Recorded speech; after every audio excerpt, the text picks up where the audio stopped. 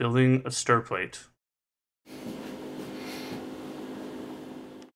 And here we have an overview of the components used. We have one project box that's 3.5 by 5 inches. We have the CPU fan right there. You can see there are 3 wires, hot, ground, and then the accessory wire. I have a 12 volt, 1 amp power supply, some rare earth magnets, a potentiometer or rheostat, and then a rocker power switch. Those are things we'll need. Now we're going to basically drill a hole into the front of this project box and install the rocker switch. Just like that, I used a drill and a Dremel tool to kind of smooth out the edges. You can see it fits right in there. Next, I am going to drill a hole for the rheostat. So you put the rheostat into the hole, put the washer on, and then tighten the nut.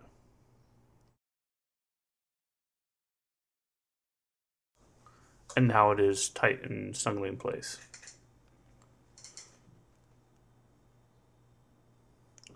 The next step is to add the handle to the rheostat or the potentiometer.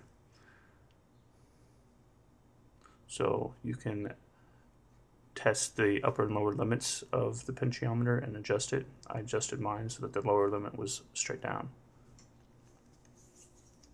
Next, I am adding the power supply to the box.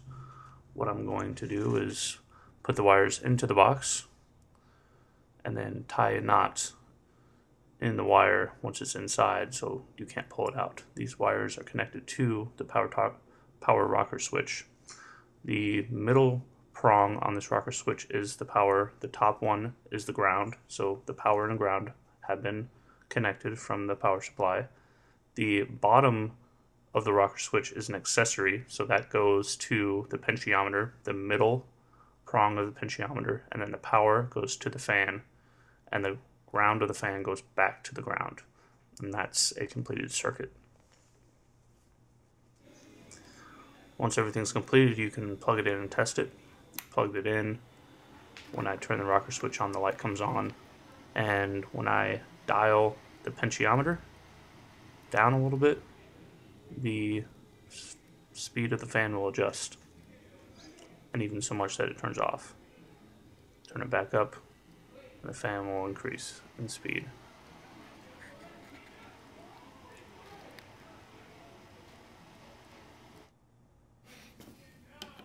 Here we have a test with the rare earth magnets superglued to the top of the fan. The whole point of the stir plate is to have the magnets spinning so that they catch the stir bar and cause the liquid on top of the stir plate to be agitated.